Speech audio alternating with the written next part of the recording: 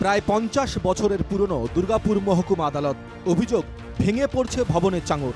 প্রায় দিনই আহত হচ্ছেন কর্মীরা, ঘুরে বেড়াচ্ছে গরু ছাগল। সমস্যা সমাধানে নতুন ভবন নির্মাণের কাজ শুরু হয় বছর ৭ আগে। ২৯ কোটি টাকা ব্যয়ে পূর্ত দপ্তরের তত্ত্বাবধানে কাজ শুরু হলেও আজও শেষ হয়নি কাজ। অভিযোগ, পুরনো আদালত ভবনেই আতঙ্কের মধ্যে দিন কাটাতে হয় বিচারক, আইনজীবী এবং বিচারের আশায় আসা মানুষদের। যে নতুন আদালত যেটা হচ্ছে সেটা কিন্তু আমাদের এই মুহূর্তে সব থেকে বড় একটা আদালত হচ্ছে, যেটা আমাদের পশ্চিমবাংলা কারণ ইন্ডিয়াতে নেই প্রায়। এই আদালতটা করার জন্য নানান সময় একটু সময় লাগছে, কিন্তু আদালতটা খুবই সুন্দরভাবে হচ্ছে এবং সেই জন্য পশ্চিমবঙ্গ সরকার এটাতে যেভাবে গুরুত্ব দিয়ে করেছেন তাতে আমরা এই মুহূর্তে দেখছি যে হয়ে যাওয়ার কথা আছে। তবে এই মুহূর্তে কবে শেষ হবে সেটা আমরা এখন কেউ জানি না। তো আমাদের লক্ষণগুলো যদি এটা বলে থাকেন খুব ঠিক কথাই বলেছেন।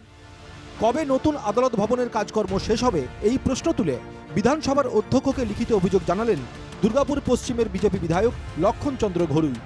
দুর্গাপুর কোর্ট কেন বিলম্বিত হচ্ছে? যে কোনো মুহূর্তে কোর্টের বিল্ডিং ভেঙে পড়তে পারে। সেখানকার বিভিন্ন অফিস স্থানান্তরিত হয়েছে, কেন ওখানে কোর্ট স্থানান্তরিত হচ্ছে না? আমি জবাব চাইছি, কেন হচ্ছে না আমি জানতে চাইছি। কি দুর্ভাগ্যের বিষয়, বেকার বলেছে আমি দেখছি কি কাছে না আছে। আমি মলয়বাবুকে বলবো, আমি প্রদীপবাবুকে বলবো, আমি নরেন চক্রবর্তীকে বলবো, তারা এসে বড় কথাবার্তা বলেন, কেন আমরা উদ্যোগ হচ্ছেন না। আমি চিঠি দিয়েছি, এখানে সহযোগিতা করুন। পাল্টা সমালোচনায় সরব জেলা তৃণমূল নেতৃত্ব। তাদের অভিযোগ, বিজেপির শুধু বিক্ষোভ করাই কাজ। দেখুন, রাজ্য সরকার ব্যবস্থা নিচ্ছে না বলে আজকে 90%-এর ওপর কাজ হয়ে গেছে, তাহলে ব্যবস্থা কী করে নিচ্ছে না? তাদের কিন্তু কথা মানায় না। আরও এস্টিমেট বেড়েছে, তার জন্য কিছু কাজকর্ম করতে হবে।